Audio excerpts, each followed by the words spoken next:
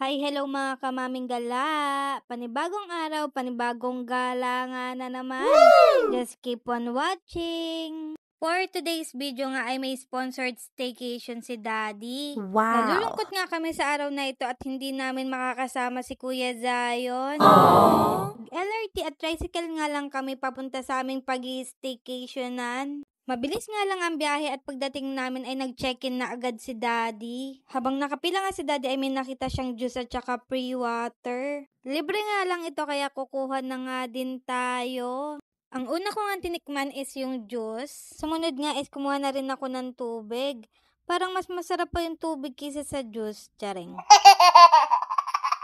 Ilang minuto nga lang yung hinintay namin at tumakyat na din kami sa aming room. Pangatlong beses na nga namin dito at first time lang namin hindi makakasama si Kuya Zion. Hindi nga namin makakasama si Kuya Zion kasi nga may pasok siya. Sabi nga sa front desk kay Daddy ay bibigyan nga daw siya ng magandang view. Ito nga yung view sa aming room. Sobrang nakakapanghinayang nga at wala nga talaga si Kuya Zion. Kung nandito nga lang talaga si Kuya Zion ay nag-aya na yung mag-swimming. Natid mo na nga kami dito sa room ni Daddy at may trabaho pa nga daw siya. Kung gusto mo nga magkape or mag-tea ay meron nga din dito. May free water na din sila. Wala nga masyadong gagawin at magpapahinga nga lang kami dito ni Batang Gala. Pinaglaro-laro ko nga konti si Batang Gala para mapagod at pinadede ko na nga lang din. Ilang minuto nga lang dumede si Batang Gala at nakatulog na nga din siya. It's time for me to relax naman, no? Paggabi na nga sa mga oras na ito at hinintay na nga lang namin ni Batang Gala si Daddy. Tinanong nga din ni Daddy kung gusto ko nga din daw pumunta ng MOA. Sabi ko nga kay Daddy ay hindi na kasi nga traffic na din at saka rush hour pati. Hinihintay na nga lang namin si Daddy dito at maghahanap pa kami ng makakainan. Pagbaba nga namin ni Batang Gala ay sinilip nga lang namin tong swimming pool. Konti nga lang ang nagsiswimming sa mga oras na ito at naalala ko nga talaga si Kuya Zion. Paglabas nga lang namin ni Batang Gala ay nakita ko nga tong mga bread nila. Ang cute nga ng mga bread nila pati na rin nung presyo. Makalipas nga ang 10 taon ay dumating na rin si Daddy. Charot.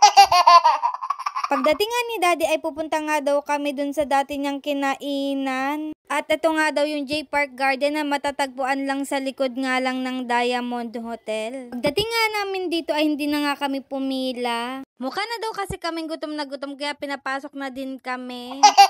Sinerve na nga rin yung mga side dishes pati na rin yung pork at saka beef. Pero yung chicken nga daw ay niluluto pa. Mabilis ang kain nga lang din yung ginawa namin at bumalik na agad kami sa hotel. Kung nga kami umakyat sa hotel ay bumili muna si Daddy ng Delight. Umiinom nga si Daddy ng Delight pagka napaparami ng kain. Umakyat na nga rin kami sa room at bago nga matulog ay nag-clean up muna kami. Good morning! Ready na tayo for breakfast. Pagkagising nga namin ni Batang Gala ay nagayos lang kami at bumaba na nga rin kami.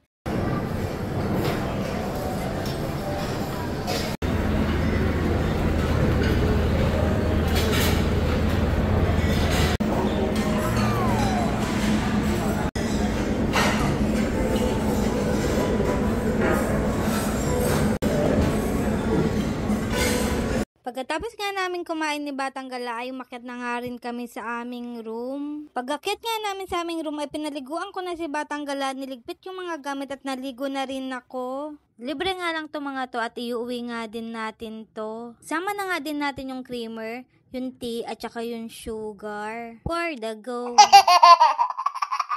Naisip ko na nga din na wala pala kaming tissue sa bahay kaya kunin na nga din natin to.